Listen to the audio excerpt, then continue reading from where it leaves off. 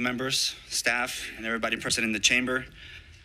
A lot of things on my mind these days regarding, yes, housing, as you may be quite aware. But before all that, I do just want to say, in the wake of the atrocity that happened to Jonathan Jaws, I do want to say to everyone, thank you for the action that you have been taking, standing up for those marginalized. In the past few years that I've been living here in Burbank, this city council has stepped forward very vocally defending everybody in the LGBT community, defending everybody who has difficulty with citizenship, and defending everyone who lives here. They have lended an ear. So for that, I do commend and thank you.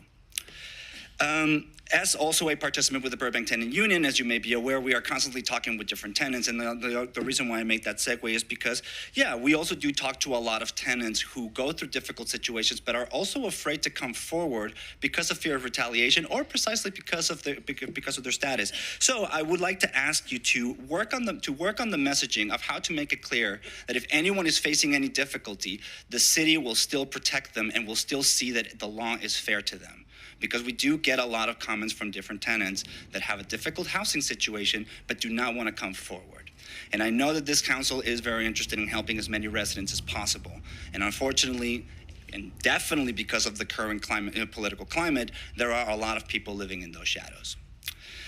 With all that, as you're well aware, I'm a huge advocate for the things that the Burbank Tenant Union has been advocating for, and the reason for that is simply because, yes, living just in the city of Burbank, let alone the state of California or even this country, has become very difficult, almost unsustainable. And as mentioned before, it is feeling, everyone is feeling the squeeze. That's true. So imagine again when you have very little, if nothing, to fall back on. The reason why I bring that up is because for a few years now, the Burbank tenants have been coming forward saying, if I am no longer able to afford my rent, I have nowhere to go. So again, I'm not trying to put away down the strains that every landlord is facing. Those are real. However, it is a very different dynamic.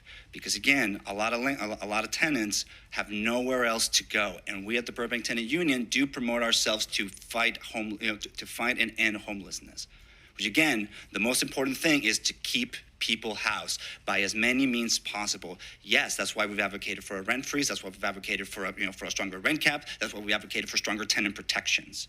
So once again, thank you for your service. Enjoy your evening. Thank you for your comment. Our next speaker